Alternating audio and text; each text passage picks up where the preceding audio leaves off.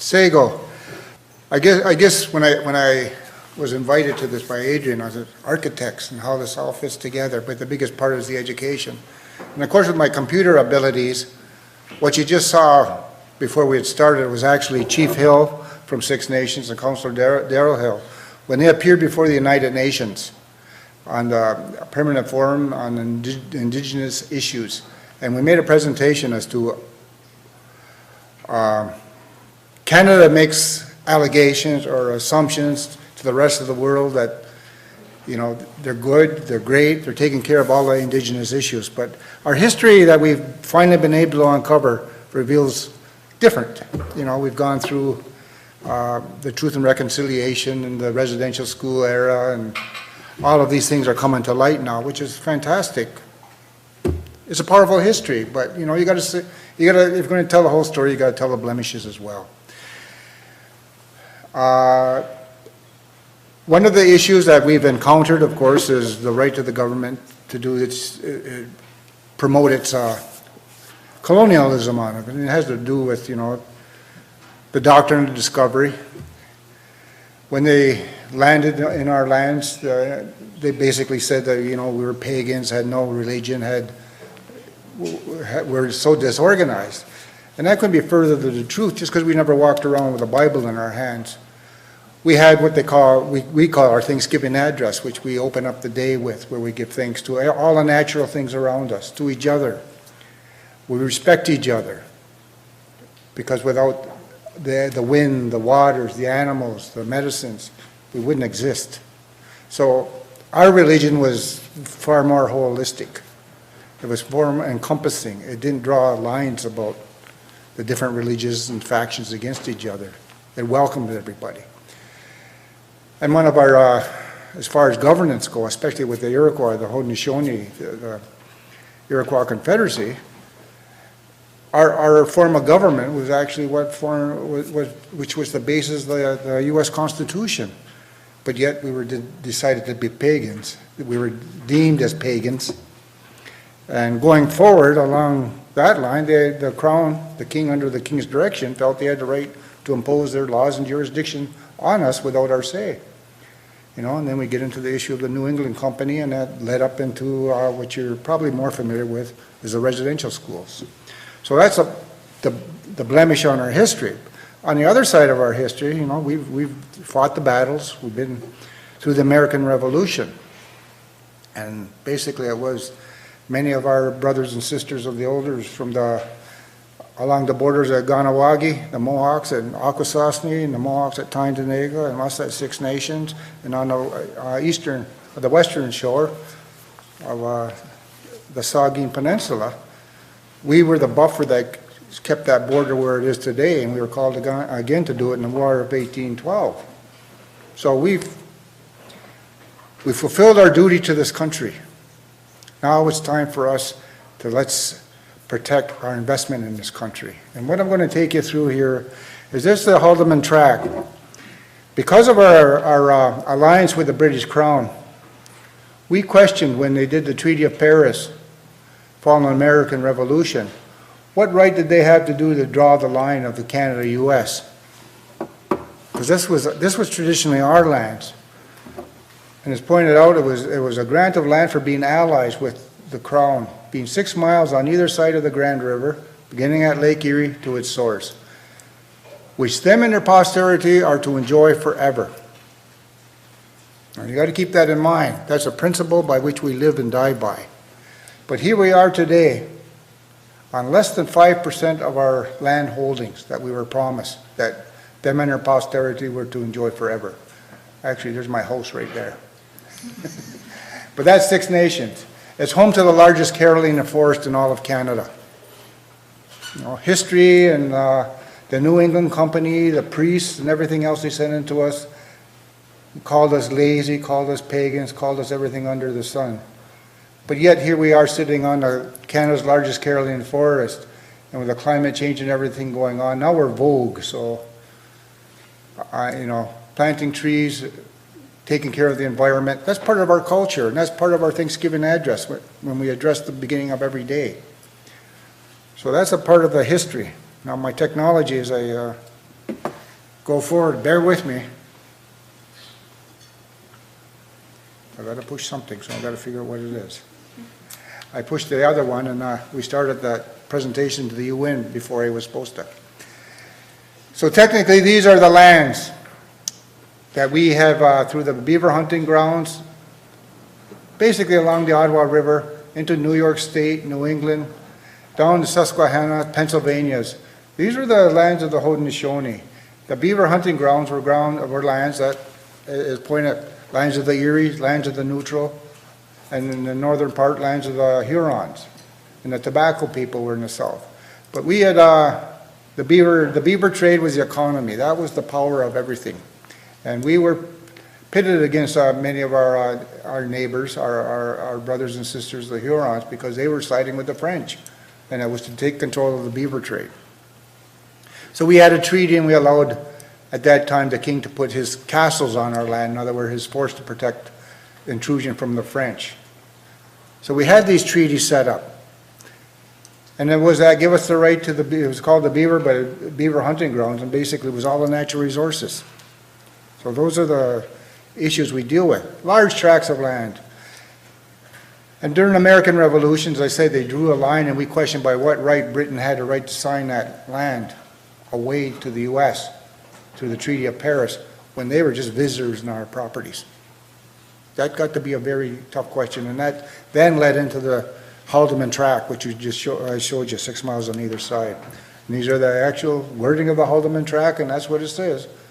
Beginning right in, and that was promised to us for being allies and protecting the country as we did prior to the American Revolution. I'm going to skip along with this because we do have this takes 3 days to go through in my community. We're not going to get that done today. The northern part of the tract, for some reason they cut it off. Well, I know the reason they cut it off at Fergus, but we all know the Grand River goes further up north to Dundalk. So out of the Haldimand Tract, there's roughly 275,000 acres outstanding that needs to be fulfilled. The king did order that that land be transferred to us as part of the promise that he made to us as being allies with him during the American Revolution. That never happened. Now we're faced with the problem. This is all in the hands of third parties, innocent third parties. You know, they bought in good faith, they did everything required of as an individual. And yes, the Crown did acknowledge that they were supposed to have done this, but they didn't. Our research has revealed this. They go through these documents, they reveal, and basically, to give a comparison, this would be called a treaty land entitlement, I guess. But what do we do? It's all in the hands of third parties. We have no intentions of dispossessing anyone. How are we going to work this out with Canada? That's what we're faced with today. And that's the challenge before us. We have other large tracts of land that were United Empire Loyalists who had married into the Six Nations came over. And we allowed them to reside among us, but they were given grants of land that were never to transfer to anyone else whomsoever, because it was always supposed to revert upon their death back to the Six Nations, but it never happened. And one must keep in mind what I'm telling you. You're going to find this historical documents coming out. These are the government's own records that we're using. We couldn't read or write. So we're going off of the government's own records when I talk to you about this. Lands at the National Archives of Canada, records at the Ontario Archives, lands in New York, records in New York State, records at the Colonial Office in Great Britain. And elsewhere, we found records elsewhere. Like, I've been working on this for 42 years, so we've got a major collection in Six Nations. Now, I'll take you to these blocks 1 to 6. Well, I'll get to them. Right now, it's blocks 1, 2, 3, and 4. Now, we wanted people on these properties. I think there we are, right there. We wanted people on them. We want them to live there. And we entertained an agreement we agreed with the Crown to enter into long-term mortgages for people to stay on there for 999 years, that mortgage would be paid, long-term lease. major long-term. Because to us, the concept of buying and selling land was not a concept that we were familiar with. So to alienate it was not part of our mentality. So 999 years. And the mortgages were drawn up. Many failed. Many failed. However, people are on there today. You know, what happens when you fail to pay your mortgage? I guess not if you're a native, because we don't get the land back. But those mortgages have failed, and I'll give you several examples, key examples on that. And we don't want to be threatening to anyone, because we wanted people on there. We wanted mortgage payments from them lands. We wanted them to pay the Six Nations. That's how we set that up. We wanted people on there. We wanted to live with them on our lands, share our lands. We wanted, because that was going to be our economic base for going forward to run our government. So we could pay for our education, our health, all of our needs, our social needs. You know, let's bring it up to date in today's needs base. The unfortunate part is, while we were doing this, we were the only bank in Canada. It wasn't Canada yet, but we were the only bank in town. And the government, who was a trustee for our funds and our lands, were using that wrongfully. And I'll give you the stories on these. Although this block here is the one where we're sitting on today, I'll get to that. I'll give you a real quick history on the one block we did research on. Block 2. The others are, the stories are pretty well the same, but this one is very,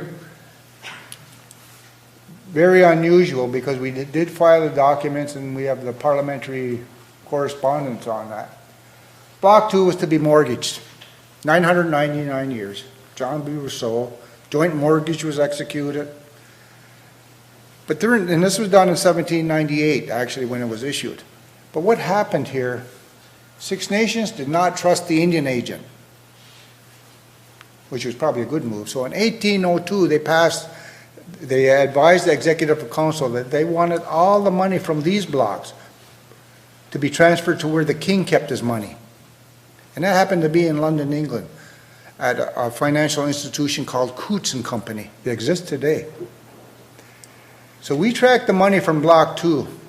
It went to Coutts and Company. It went there until about 1854 or 58. I might be off by 2 years. Getting old and senile here. So we did the research. We presented all of our information. We sent it and sent a nice letter to Coutts and Company and asking them, you know, basically what happened to our funds. Well, there's one fantastic lady there. On her own, she went into their Coutts and Company archival records, and I'll be damned if she did not find our payments. She got all of our payments totally notarized, audited, notarized, and sent the entire package to us. Part of the history of that is the monies from Block 2 that went there, they were collecting, it was getting interest, it was accumulating.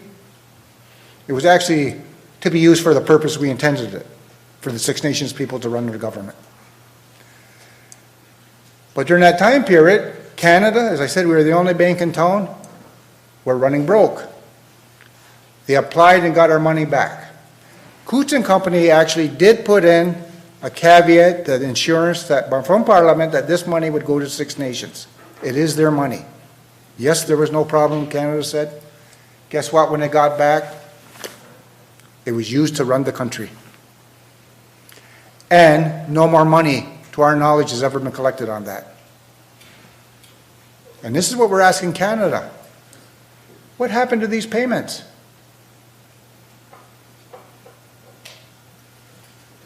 It's your records.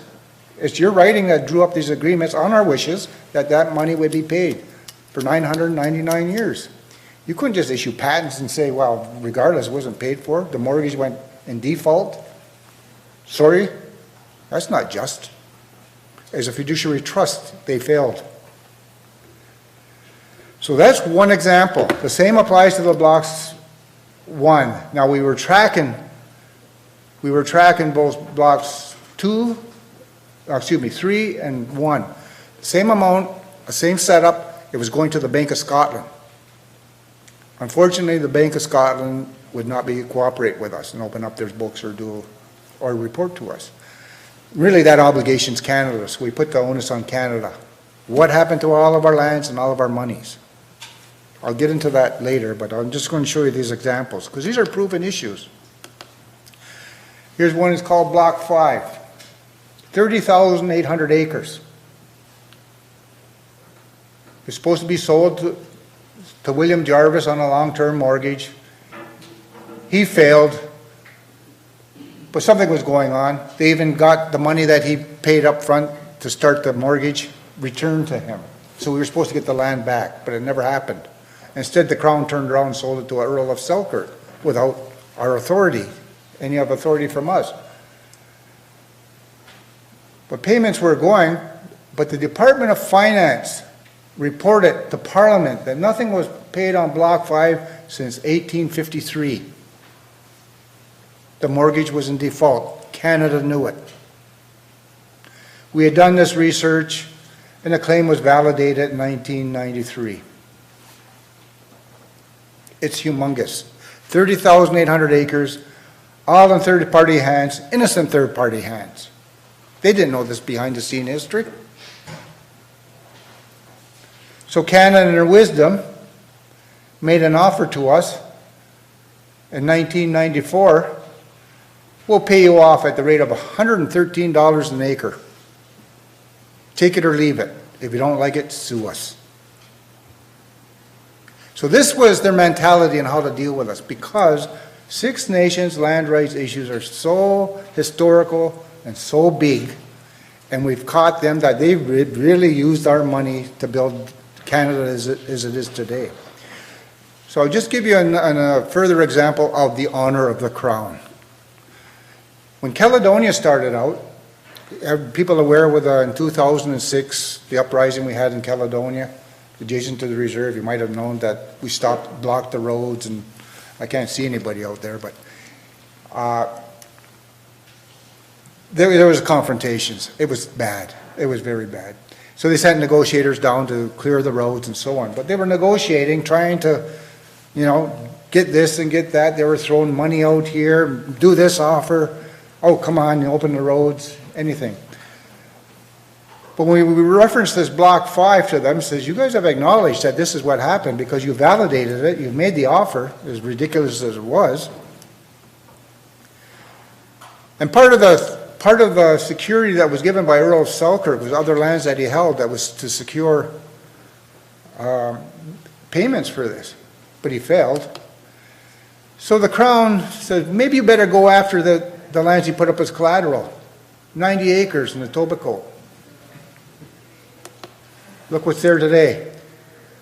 And the honor of the Crown in their wisdom said, you should be down there kicking them people off that land, instead of trying to resolve the issue that they failed to act when they were advised by the Department of Finance that they were in breach.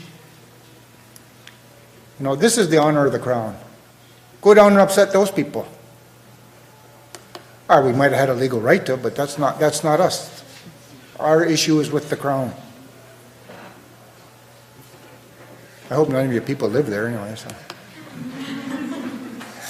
Welland Canal. This is down near Dunnville, down near the source. The scheme was set up. Parliament passed legislation in 1824, a statute that they, in fact, would build a dam across the Grand River. This is the Grand River, to raise the water level for a feeder dam so they could create the Welland Canal system as we know it today. Legislation was passed.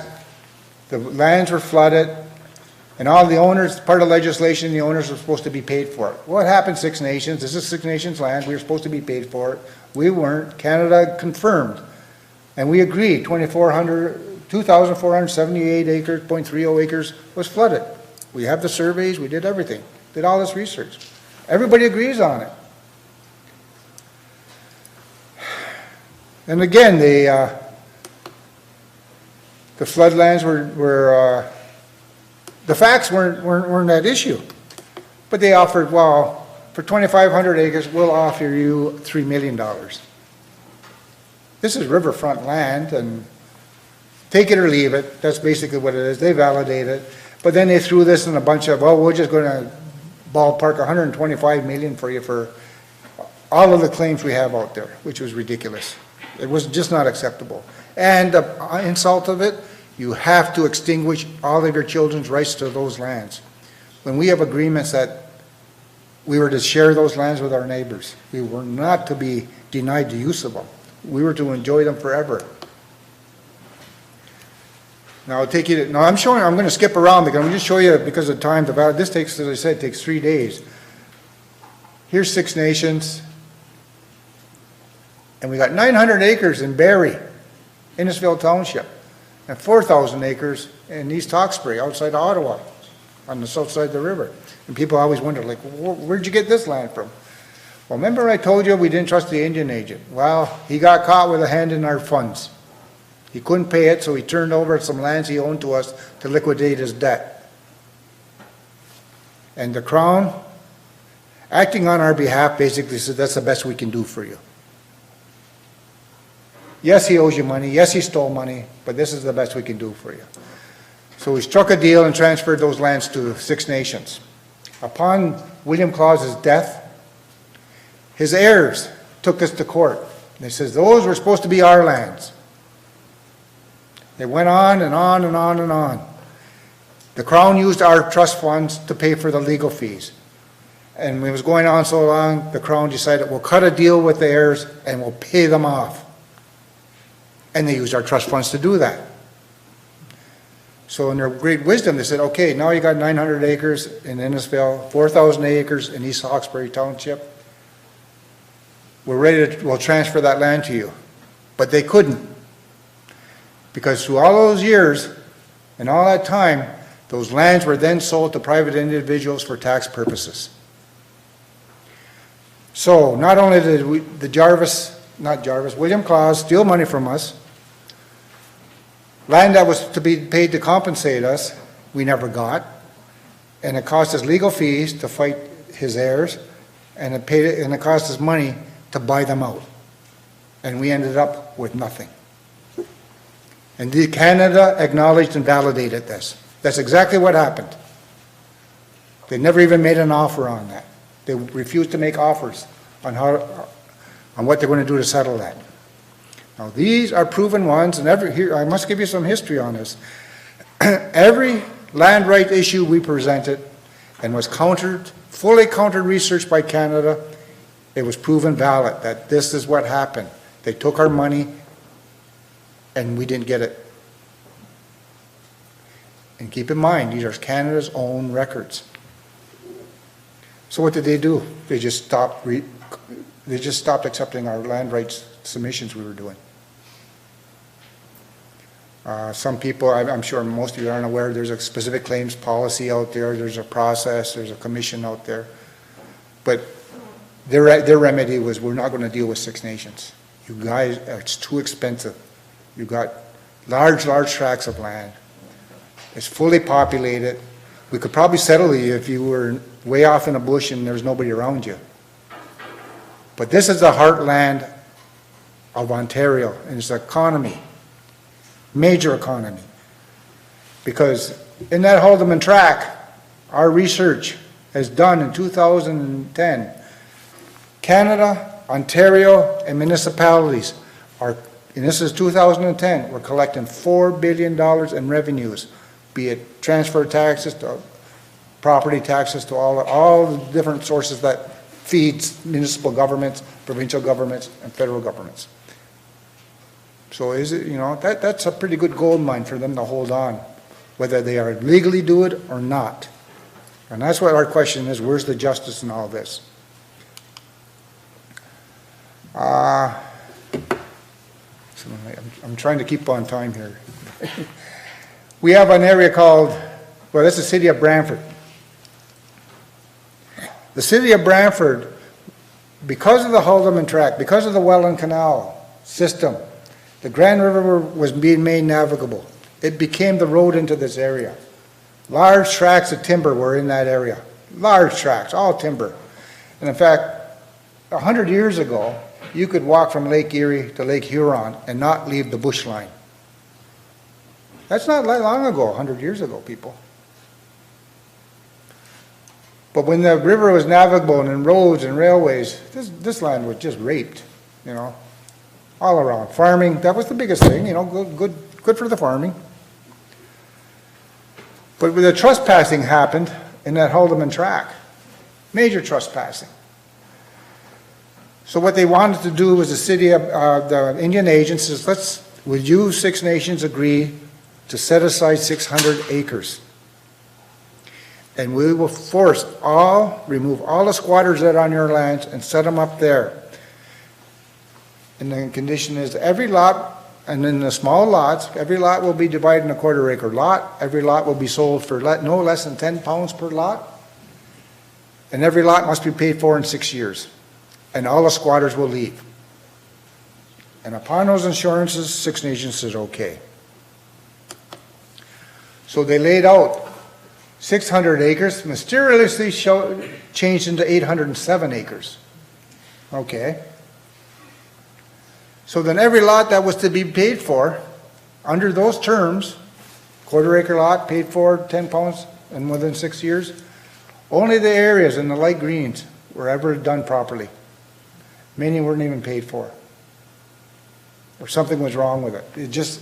There's lack of payments made, no accounting done, where the payments taken, was collected. And that's what we're asking the Crown. You're supposed to be able to answer these questions that we're asking you. I'll show you this other one. This is another fun example. This is a tract of land here. The Grand River was running along here. It runs along there. Now, a gentleman had a mill up there, a grist mill. And all along here were, we call them the Mohawk Flats. They used to be the lands that we farmed. Beautiful, rich lands, just up and down from the river. There was silt over every spring. The soil was beautiful. So we'd farm all that, and we'd bring our crops up there. And his rental payment is that he'd mill all of our grains for us. And we'd take them back to the reserve. And that was his payment to us. And that went on for years. But part of the history is we had the Grand River, the works of the Welland Canal had started. And what I forgot to tell you about the Welland Canal, not only did they flood our lands and not pay for it, I'll show you in the records, they even took the money out of our trust funds to flood our lands with. I'll show you that later. But the other issue that coming up is another scheme to make the Grand River navigable from the works of the Welland Canal into Brantford all the way to Galt. And to do that, how did they do that? They raided our trust funds again. How did that happen? They had legislative authority to do it, passed by their parliament. And they just happened to make the president of the Grand River Navigation Company the Indian agent who was supposed to hold Six Nations trust funds. So they financed the Grand River Navigation Company with our funds, without our knowledge, until we found out. But anyways, I'm back. So Nathan Gage, my flasher's weak. Just one word. So Nathan Gage had this pink spot. My flasher, my little pointer, there we go.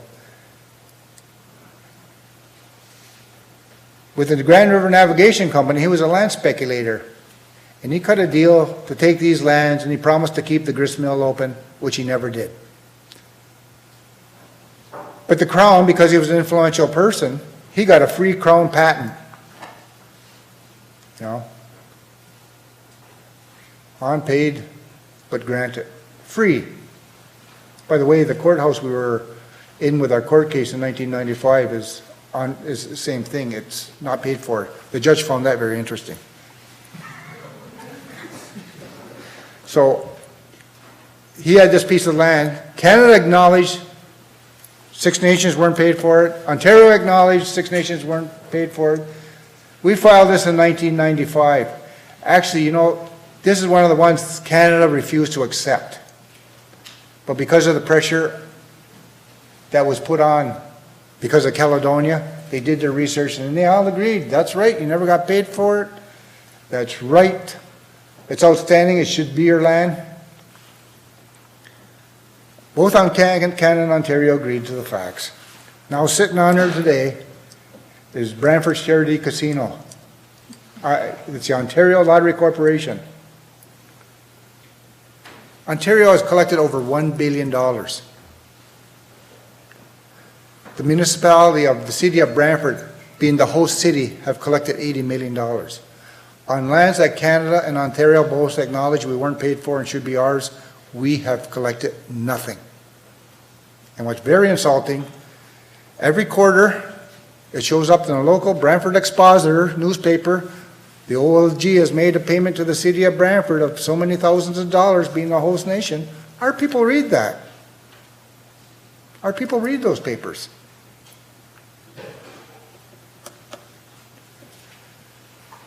Then we have the city of Brantford. This is the original town plot, but this is the city of Brantford today. And now they're annexing more property with the county of Brant.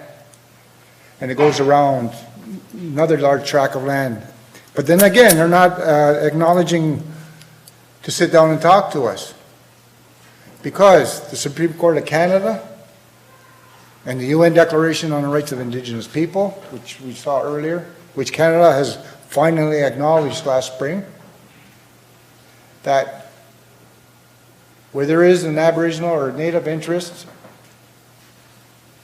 you must sit down and discuss the First Nation, with the First Nation, how it might affect them. That's the law. No ifs nor buts. And it says the Crown must do that. The Supreme Court of Canada, that's the law of Canada. In fact, right, I was just mentioning the sit-down group. Cambridge doesn't do this. They're building like hell out here.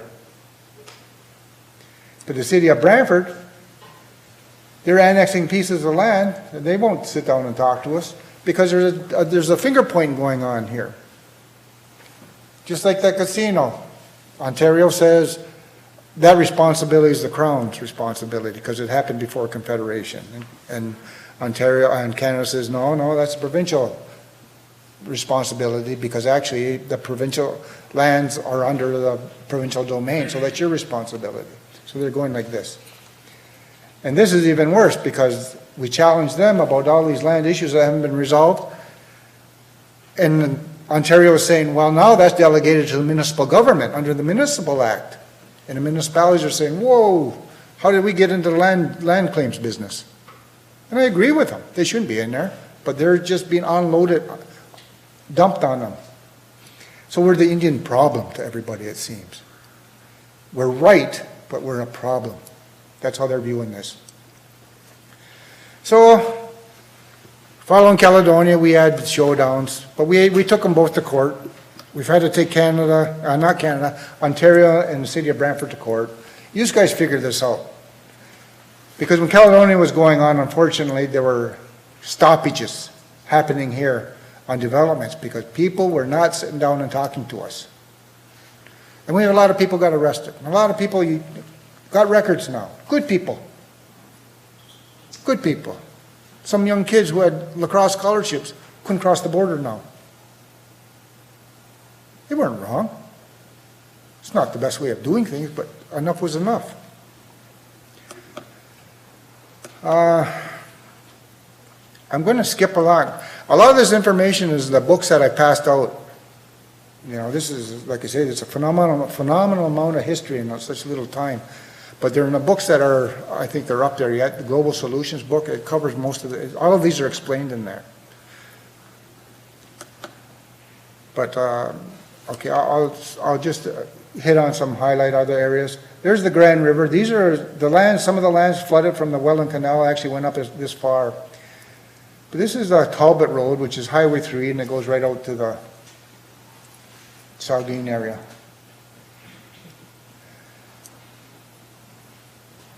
They wanted the road built, which they passed legislation and built. But part of that is they also wanted land on either side of the road. So the Six Nations did agree to let them sell lands on either side of the road, but they wanted 2 miles back from the Grand River to be reserved for the Six Nations people. That's the last document ever agreed to on that area. We don't have this land. In fact, the town of Cayuga's on that. And if you go through Cayuga, many of those names are Six Nations peoples' names. I know there's one called Monture Street. My daughters, when they were in school, they were going to go down and steal it, but I said, well, you just want to take it home. So, this is the Grand River Navigation Company. This is probably the worst insult ever done to us. As I said, they had a right to our trust funds. While they were building this, our people were starving. Our people had fever, cholera. They dammed up the rivers on us. We were accustomed to using the river. They took our money, they dammed it up, built dams. In Caledonia today, there's an old mill still standing there. And on the north side, there's a grist mill, and on the north side was a sawmill. You know, in my day, I can remember those being there.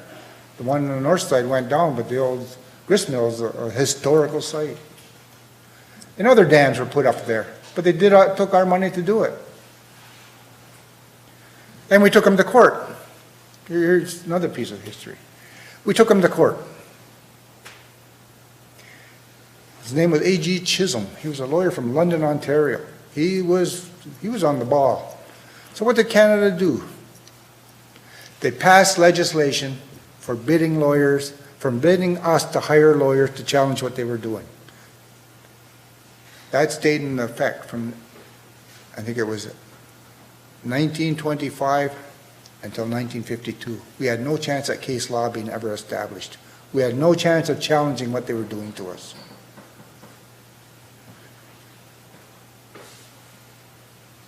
You know, when it was reported to Parliament that mortgage payments weren't made, we were kept quiet. We had no way to get justice. These are other land areas that I can't really can get into, but I think we want some question and answer before too long here. Along here, this is Caledonia. Here's the Six Nations.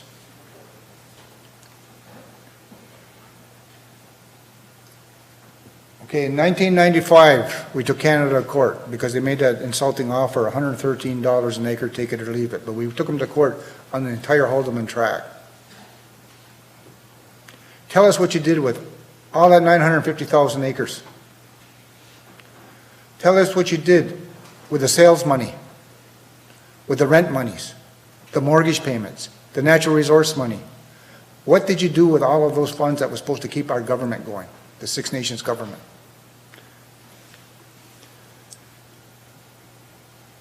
The council of the day in 2002 were convinced to put it in abeyance, the litigation, that, oh, we'll be good guys, we'll come and negotiate. Well, I wouldn't have done it, so I guess that's why they fired me then, but anyways, that's... The town plot of Caledonia, this side of the Haldimand tract was cut off from that side of the Haldimand tract. So they passed legislation to build a highway called the Talbot Road, not the Talbot Road, Hamilton Port Dover Plank Road, which is today Highway 6, which goes out to Port Dover from Hamilton. That was forced through. We didn't want it. The legislation says you could be paid for it. People on that side got paid. People on that side got paid. Canada and Ontario acknowledged we never got paid. So we bring it up to Canada, we bring it up to Ontario, and they go like this. Then following that, after the road was put through, people wanted to build along here. Six Nations did not want a town there. But in the meantime, that mill was there, and this became the hot spot of everything. This became a nice town, a nice establishment, against our wishes. So,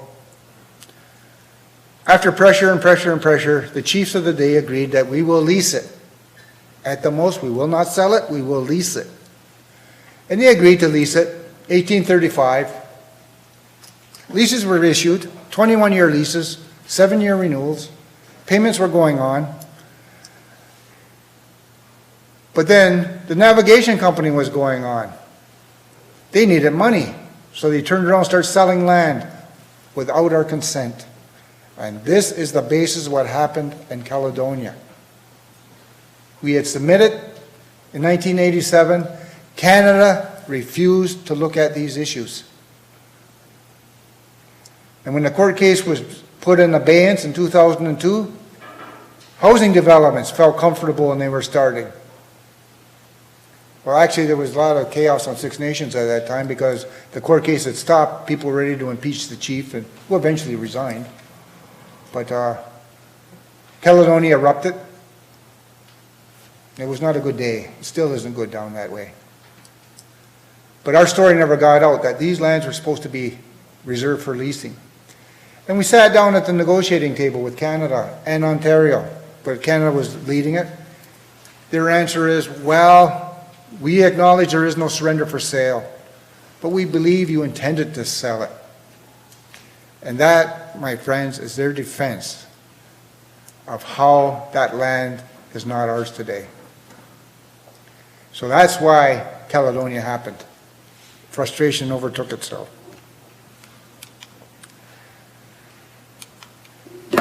Now here's the original town plot of Caledonia. As I told you, there's the grist mills, there's the sawmill. Never paid for. Canada acknowledges never paid for. There's a major subdivision there. And there's a little lot there that had the old historic grist mill on. But all the other lands are in third-party hands. How'd that happen? Canada has no idea. They can't answer us. But if you go everything lot, say if they did agree, regardless of what Canada says, we don't agree with it, but although we intended to sell it, if we sold it, only the areas in green were properly paid for and patented. The rest of the areas are in dispute. So, and these are proven. We developed a GIS system that we could point on any lot and tell you was it paid for, not paid for, how much is outstanding, and what would it be today if you brought that forward in a compounded interest? Simple interest. It's so big and historical that the figure becomes irrelevant. That's the problem we're faced with. It's irrelevant. Like I can go on, we have lands for leasing, 7,000 acres. Leases were granted, 21 years, 7-year renewals. Here's the flats around where, remember there's the mill up there? Well, we were farming all these lands and there were leases for farming. By order in council, it was confirmed these lands were going to be reserved for leasing. Order in council, that's Parliament decided that, confirmed that. We don't have that today. And that's what we're asking Canada. Why don't we have that? Meanwhile, this is the economic boom for the city of Brantford. And I don't mean to be picking on the city of Brantford, but they just happen to be right there. We should be able to walk up the same thing with Cambridge. Let's sit down and talk about this, people. And in all fairness to Cambridge, that's the Crown's responsibility. They're right.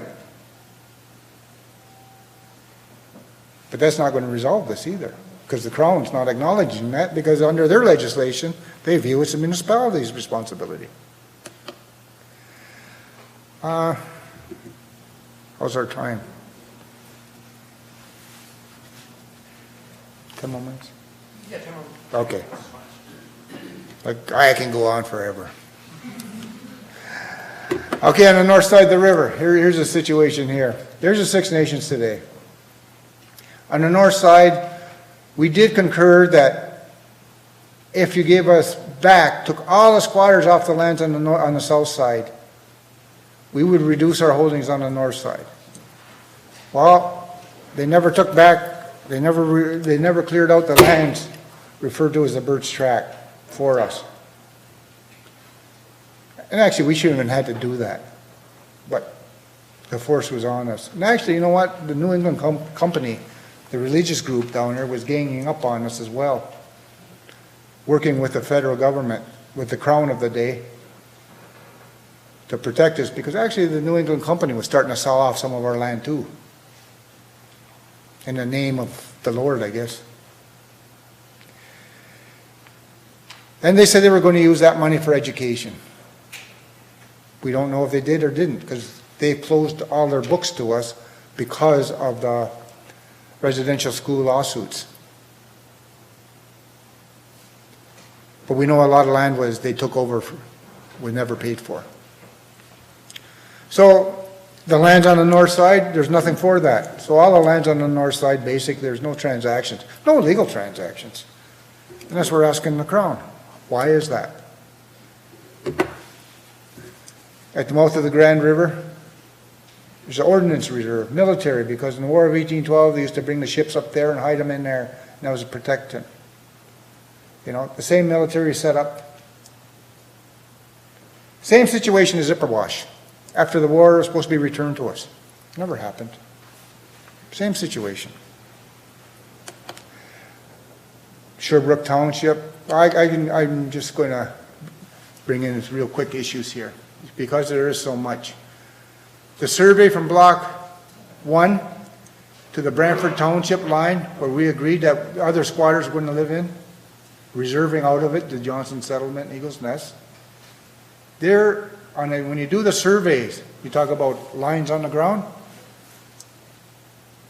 Legal surveys, they don't join each other. There's nothing between that area. In the legal survey, there is not one transaction on record that addresses how these lands are not ours today. Canada knows that, Ontario knows that, and the town of Paris knows that. Like, we're not out to make enemies here, but we need this thing cleaned up. And there's a public notice that they were going to remove all the squatters from our lands. And actually, I'll go back. The promise to move all the squatters from our lands, actually, the initial one, something like this, was given to us by Sir Isaac Brock. He was having a hard time getting Six Nations to join his military force because we had to stay home and deal with squatters. Well, he promised that all the squatters would be removed upon following the war. Everything would be straightened out. So Six Nations says, okay. They went and fought along the frontier, Niagara frontier, contacted our brothers up in Ganawagi, Akwesasne, Tyendinaga. We brought them all along the frontier, did our battle, held them at the Niagara border as it is today. But coming back, we find out what the first week of the war, Sir Isaac Brock got killed, so he never fulfilled his promise. So this is the next shot at it to return these lands to us. And this is the last one, really. All these lands should be ours. But really, there's no legal alienation of Seneca and Onondaga, nothing up there. There's just nothing. How are we going to resolve these? Because these lands are all in third-party hands, innocent third parties. I've got to emphasize it. We have no intention of kicking anybody off. You hear some radicals say that, but we have no intention, not the Six Nations people. That's one thing I want to emphasize. So here's examples. Now keep in mind, I told you, these are things that we could not read or write, nor do we have record-keeping capabilities. But these are from the government's own records. Upper Canada Bank stock, money, which happens to be the Bank of Montreal today. Government debt, churches, bridges, country's war losses, canals, railways, City of Toronto, Simcoe districts, build roads in York, Welland Canal system. Remember I told you they flooded 2,500 acres? Well, they took $9,000 of our funds in 1847 to do it. Law Society of Upper Canada, it was formed on our back. McGill College, McGill University, they were bankrupt. Our money was taken, financed it. And yet, last year we had 400 eligible university students that could not go on to university because of lack of resources. And McGill was saved because of with our money. Public debts, like I said, we were the only bank in town. Upper Canada Building Fund. These are from Canada's own records. I must emphasize that. So, you know, a relationship has to be established here. because we want to be able to protect our investment we made in this country. We don't want to have to extinguish our children's rights to it. We shouldn't have to. We've got our investments. Where's our return on our investments? The claims that have been validated, you compound them, they're just phenomenally big, ridiculous. So why are we talking to Canada about, why are you talking about paying us equitable? Why would you give us just what we're entitled to? Why would you even bring that to the table? Canada, you're $600 billion in debt, smarten up. You can't be talking that way.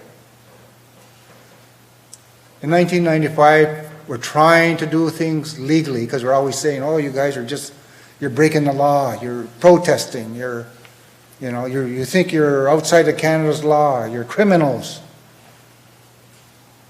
So we're doing it in a court fashion, but it's so phenomenally big, and expensive. Our community has making great sacrifices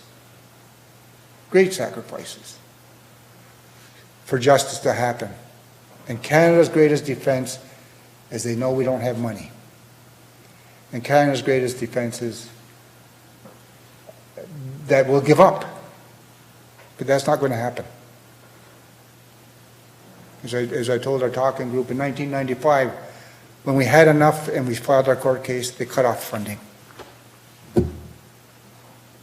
Not one person who was working on this left then, nor have they still left. They're still working. The duty to consult and accommodate, Supreme Court of Canada has decided it. So this is the one where we took the city of Brantford and the Ontario government to court. You guys straighten this out. And one of this should apply to every municipality. There's 38 municipalities affected by the Haldimand Treaty. 38 municipalities.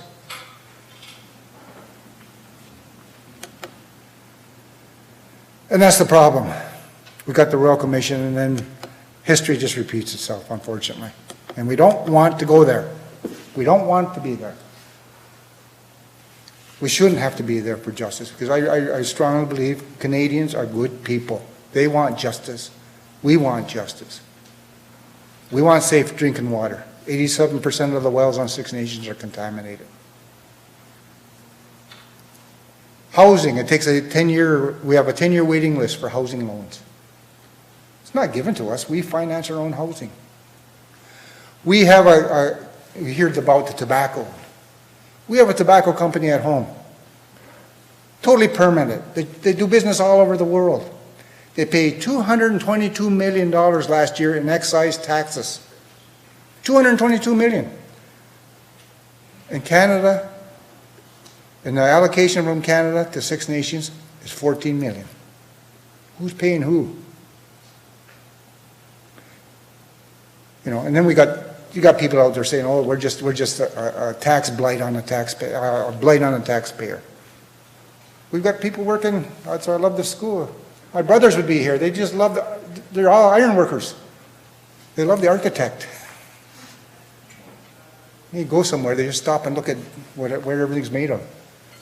So this is the exercise we're going through, but I do, we've lobbied Canada, we've been to the United Nations, we're trying to do everything right. But I do believe justice, it'll prevail. I have that belief. Maybe not in my lifetime, but at least we'll start paving the road. Because we are into trying to set up negotiations. But the bureaucrats, my gosh, they're a problem. They're a massive problem. The court case is continuing. We've in earlier times, Canada was failing to respond in appropriate times. They were being fined. But you know what? They'd have no trouble paying them fines. Caledonia cost $50 million. Not one thing was resolved. Not one damn thing was resolved, except the developer got paid. When at the height of that, our kids were threatened, little lacrosse players, little tyke lacrosse players. If Six Nations shows up there in an arena, it could be a bomb threat. Little kids, that's how bad it is down that area.